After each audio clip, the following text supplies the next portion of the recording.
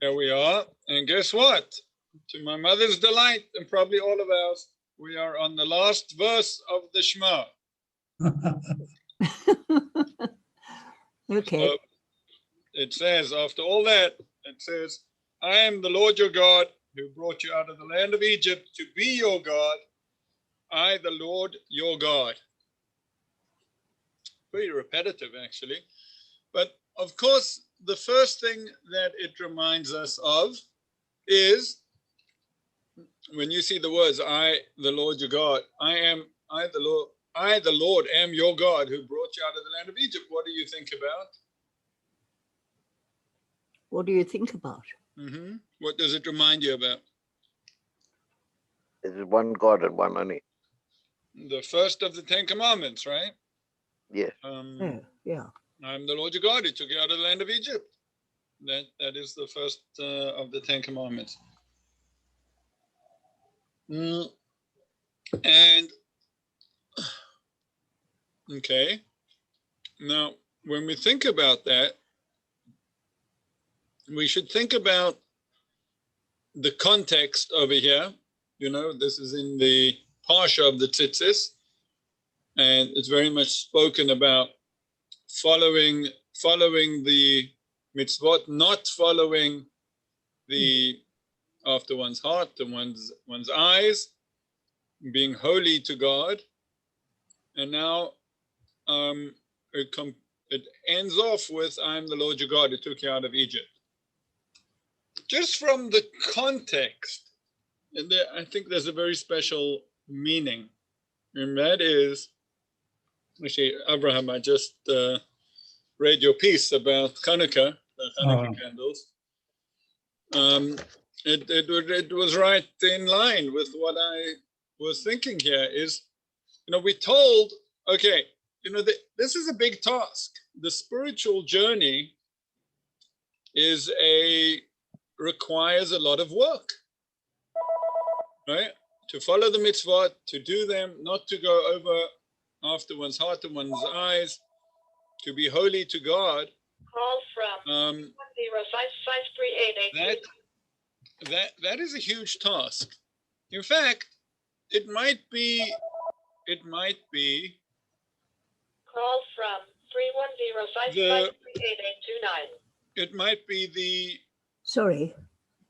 the hardest task of all, right? People to overcome one's inner drives and one's false ideas, to come to the truth and to actually become holy to God is a tremendous ask, right? That's a huge mission. That's a big job.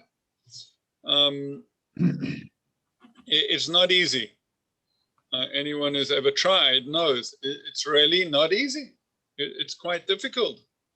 So after reading that, then hearing that I am the Lord your God who took you out of Egypt, what message do you hear?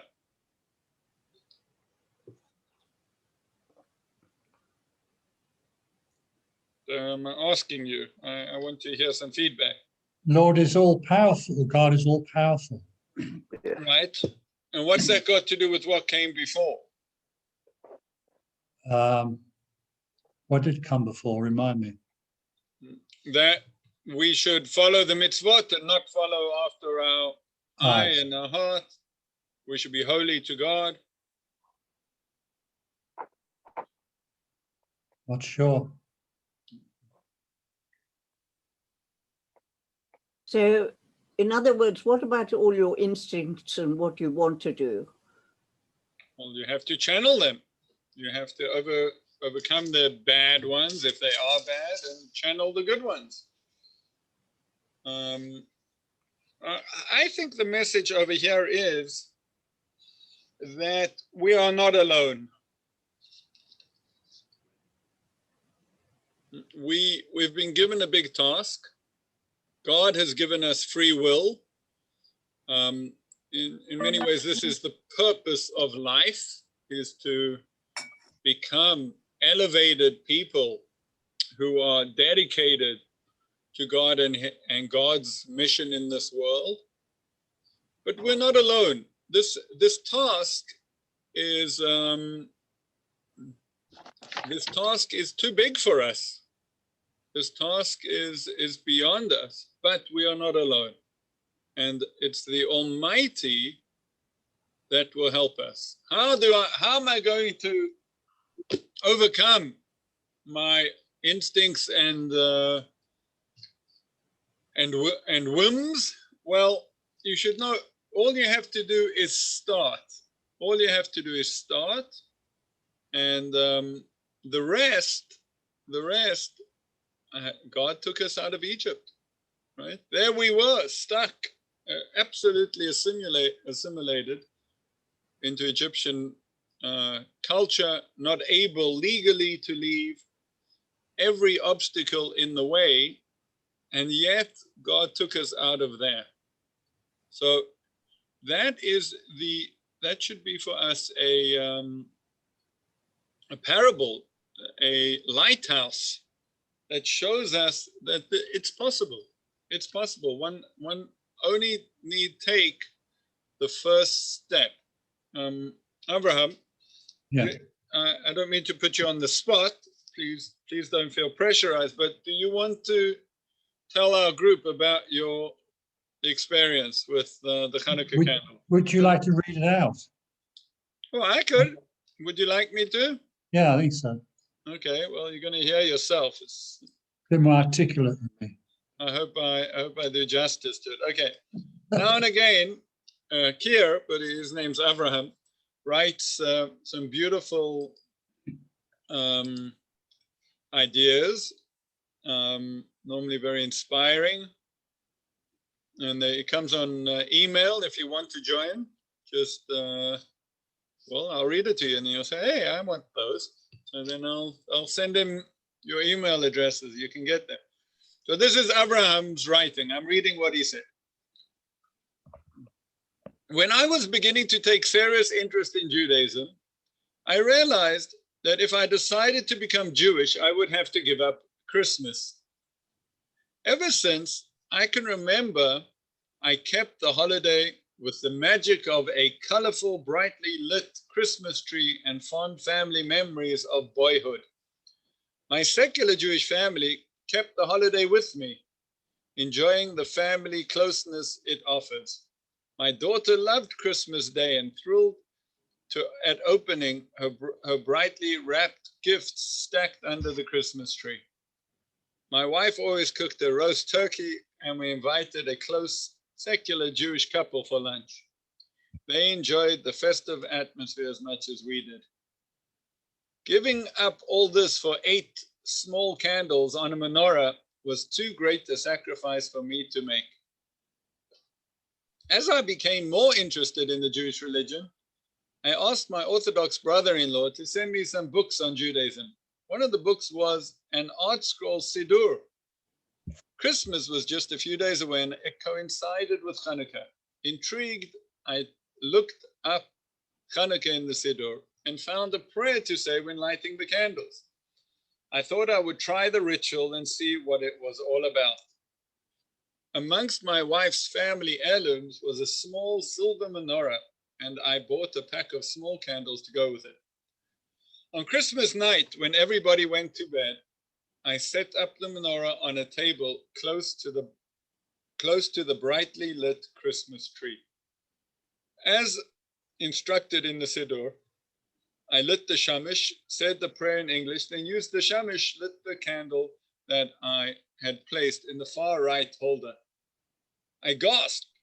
Spiritually, I saw 7 lit candles in rapid succession fill up the menorah from right to left. The room was filled with a serene, holy light, and with it came a message. Take the first step, and God will do the rest.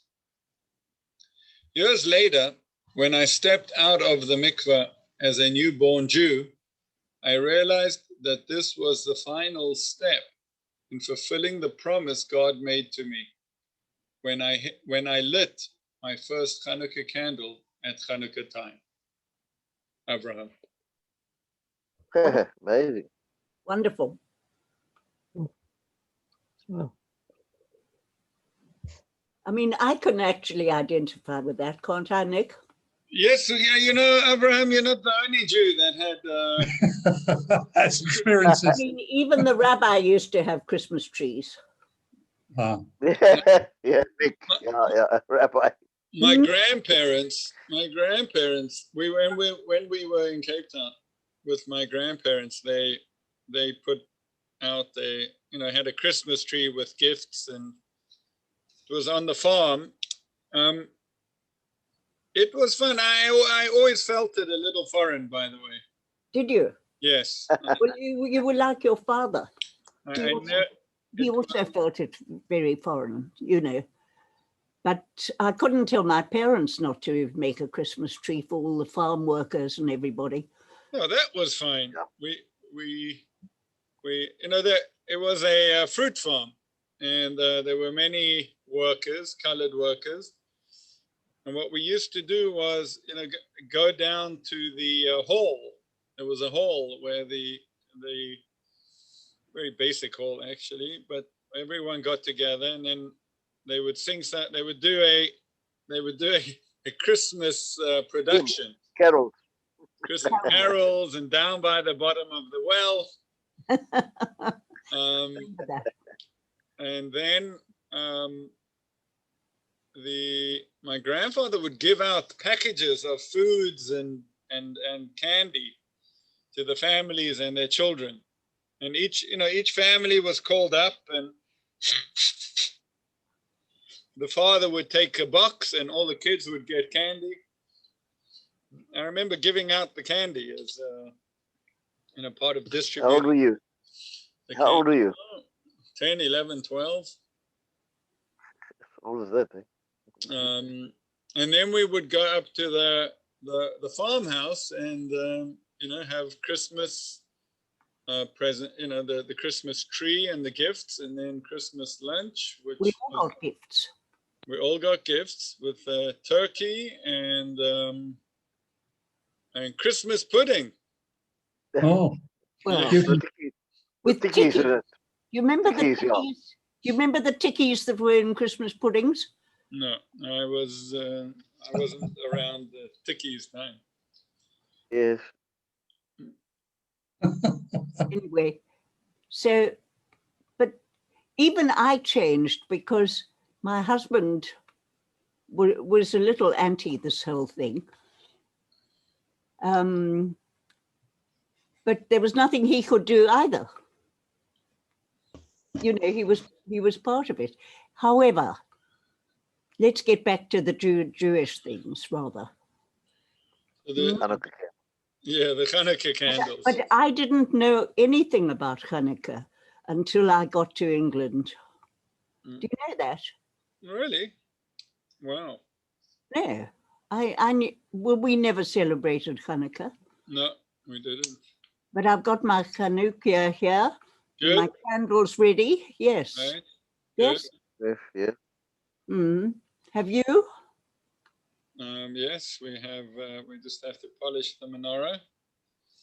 Okay, Yes. so Anyway, sorry about welcome, that. Greg. Nice to see you. You just missed a share on Christmas. I would like him to put my name onto his email, please. Sorry, I'm late. Avram's email. Apologies. Okay. It's been a crazy evening. okay, please. Would you tell Avram my email? Would you give him my Yes. email, Rabbi? Yes. Thank you. to add. Thank you. I've been doing them for about a year now, so there's a whole stack of them.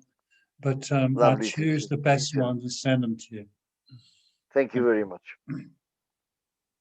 Well, Rabbi will give you my email unless you want me to give it to you over the air. I can give it to you Some now. of them, Can you some give of them a little bit out of the box, right? Because they're usually Okay, quite okay. spiritual. So, It's so, you very at chocolate.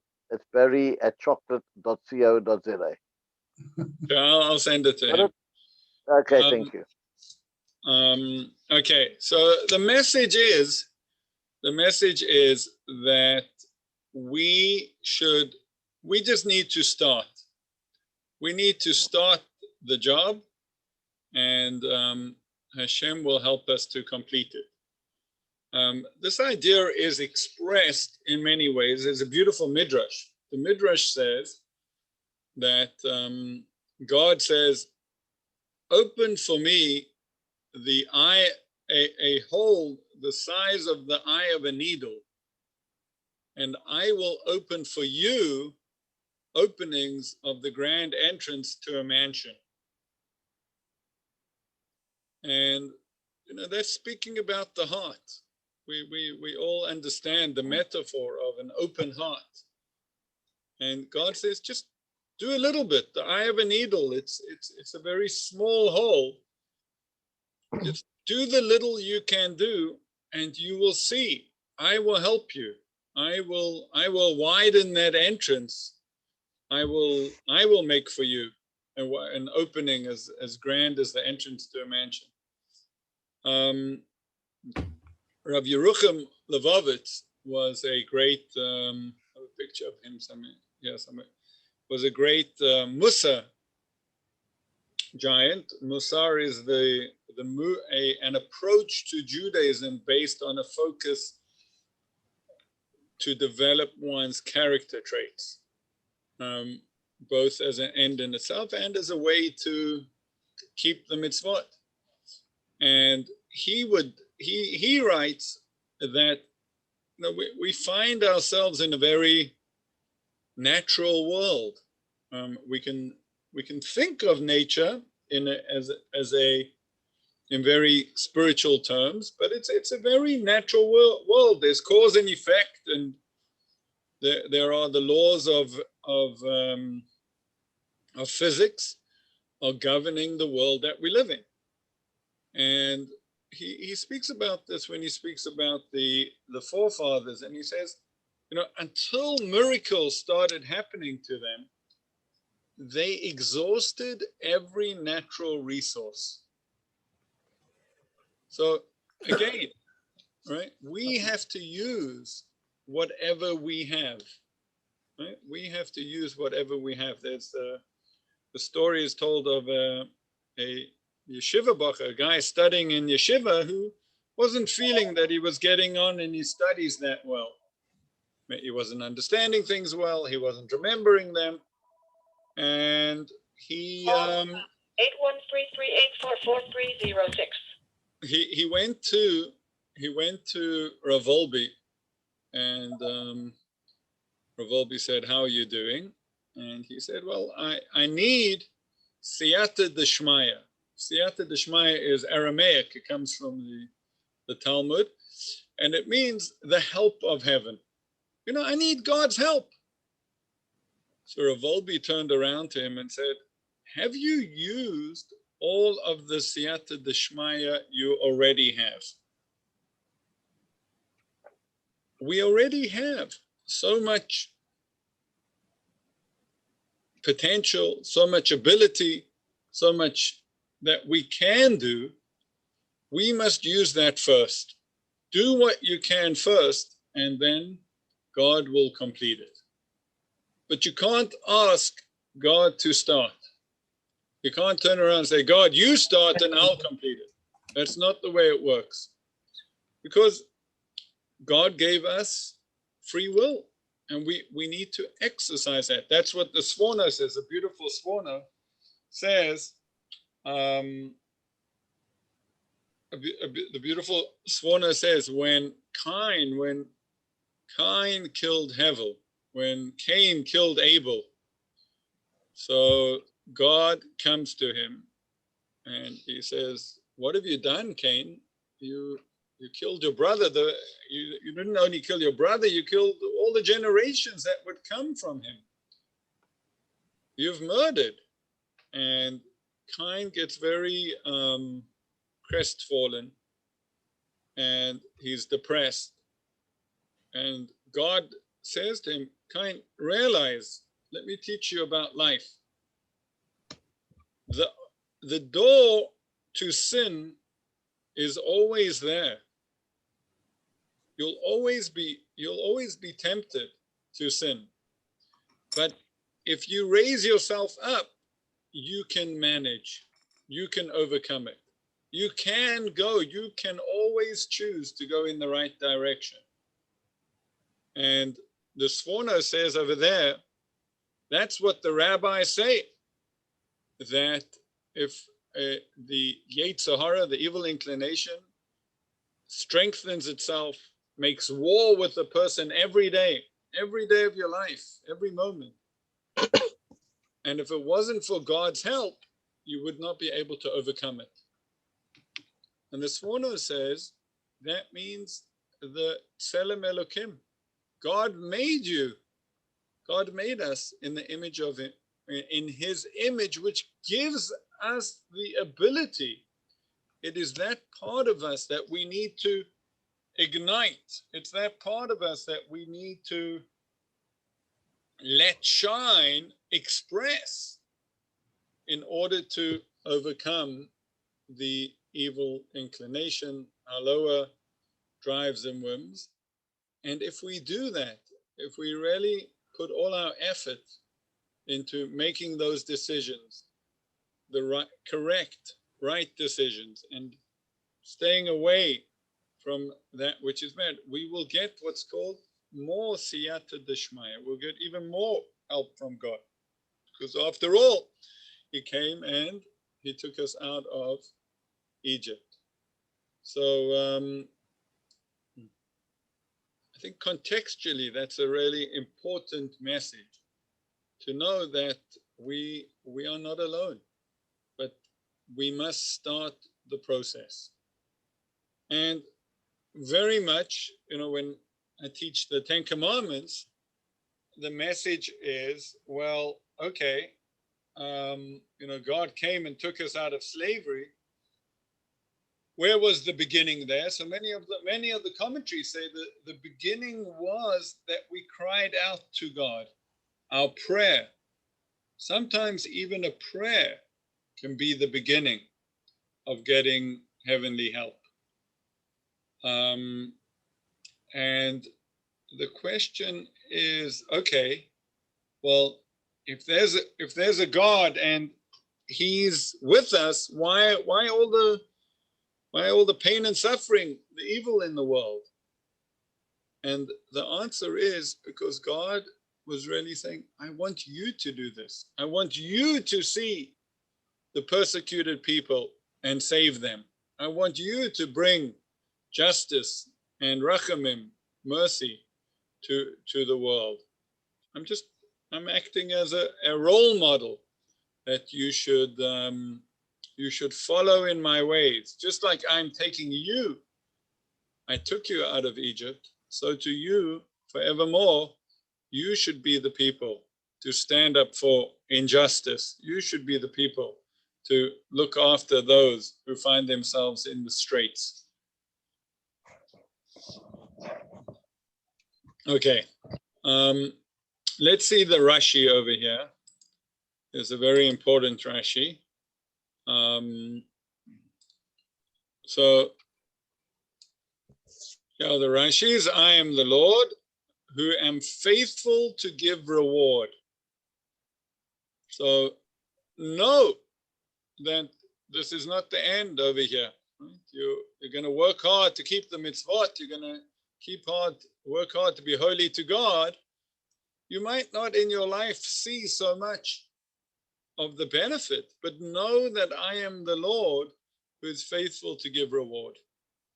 Elokeichem, your God, who am certain to exact punishment.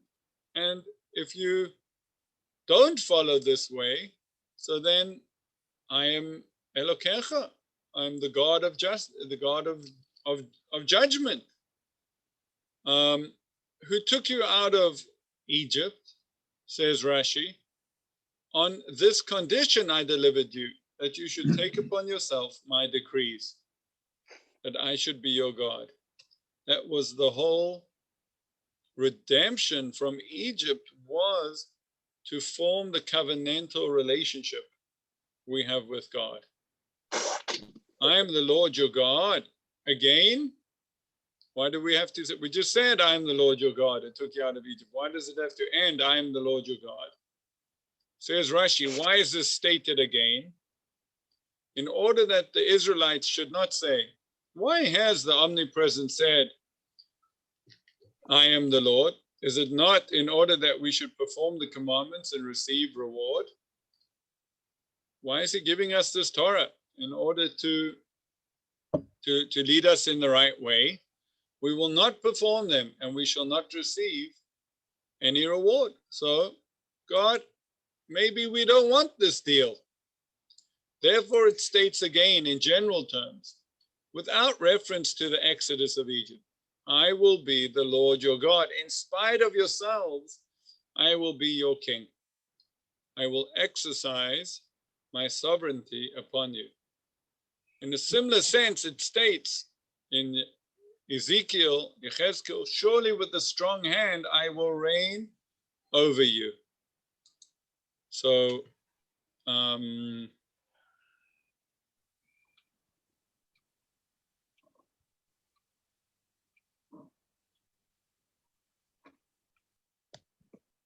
I just often wonder what God is thinking about the world today. And what's happening.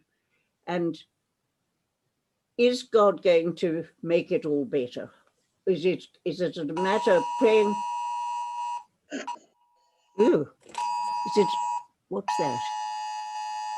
some sort of an alert. It's an alert. It's an alert to say new public health stay-at-home orders. Wow. COVID is spreading rapidly. Stay at home except for essential activity and wear a mask, keep your distance. Now, do you think there's a God up there seeing what's happening to everybody and saying, I'm going to fix it? Or do you think that God doesn't know? Or do you think we should all be praying more? Or what can we do vis-a-vis God and the situation in the world today? No, if you know what I mean. Do you know what I mean? Can you hear me? Yes, I don't know the answer. Well, it's a bit complicated, but Okay, yeah, this 23 should be a 32.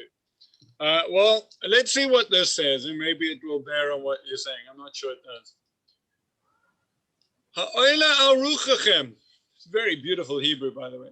And that which you have in mind shall never come to pass. When you say we will be like the nations, like the families of the lands, worshipping wood and stone. As I live, declares the Lord God, I will reign over you with a strong hand and with an outstretched arm and with overflowing fury. Oh, with a strong hand and an outstretched arm and an overflowing fury, I will bring you out from the peoples and gather you from the lands where you are scattered. And I will bring you into the wilderness of the peoples, and there I will enter into judgment with you face to face. As I entered into judgment with your fathers in the wilderness of the land of Egypt, I will enter into judgment with you, declares the Lord. I will make you pass under the shepherd's staff, and I'll bring you into the bond of the covenant.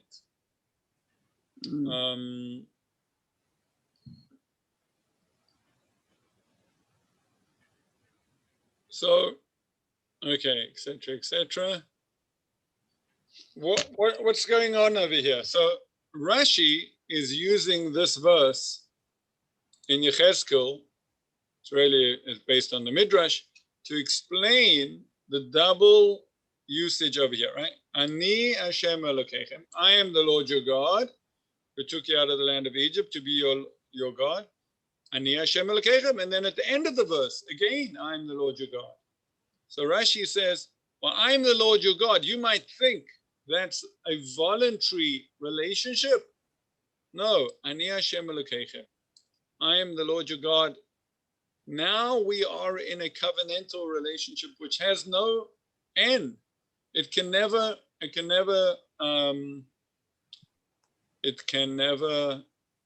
break, can never be dissolved. And this is the Jewish lot. This is our lot, that we are stuck with God. Now, obviously, if we had put our head on our shoulder, we'd realize that's something to embrace. That's a merit. That is something of awesome significance. And yet, when we don't want it, when we decide, and en masse, when we decide to leave, God says, I'm not going to let you. I will differentiate you. You are my people. You are my people.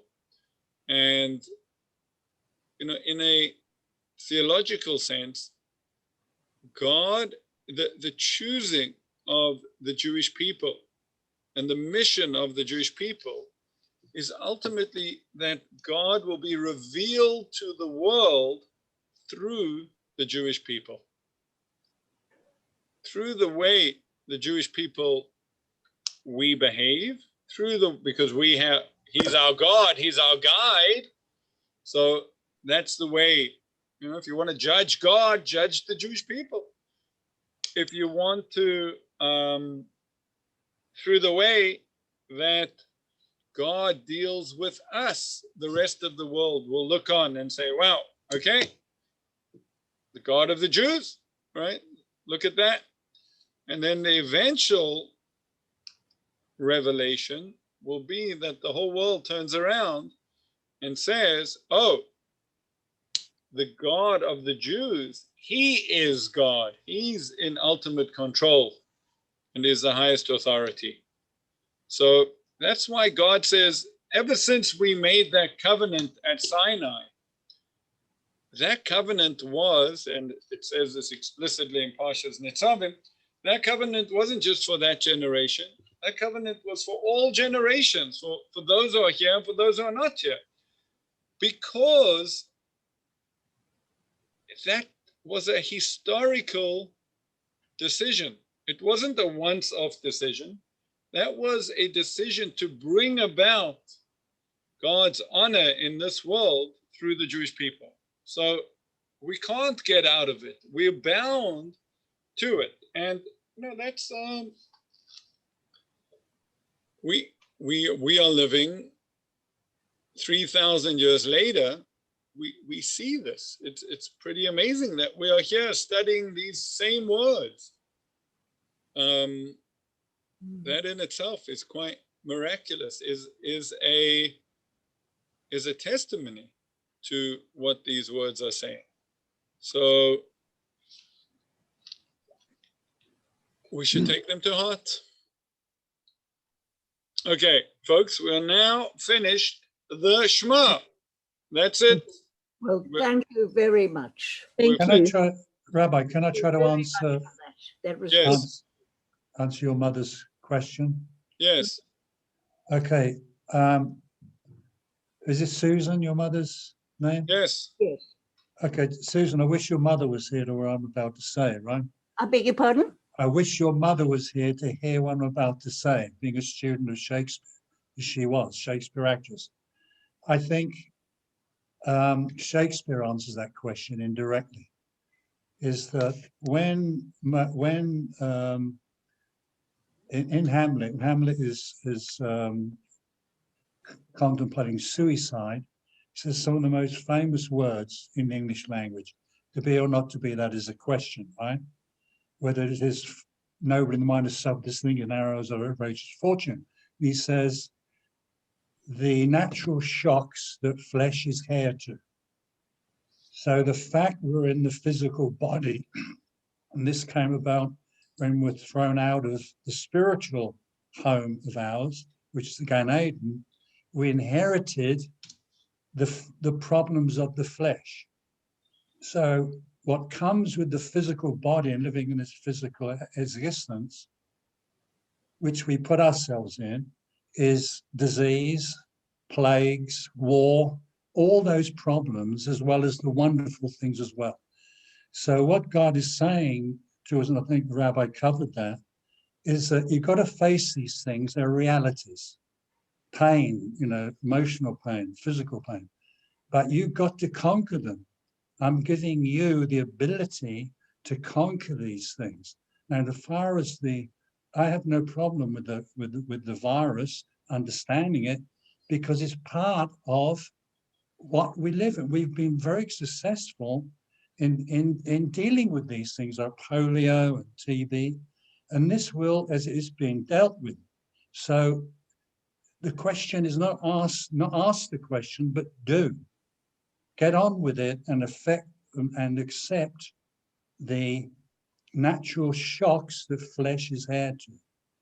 So because we're here, don't question it, just get on with it, spiritually and physically, which the human being is great at, in solving these problems. We also solve the spiritual problems, and we have that by being Jewish, by having everything the rabbi's talking about. This is how we solve the spiritual problems. We solve those first, and the rest works itself out. And the rest will follow. Yes, exactly. A rather a long thing, but Okay, very good. Excellent.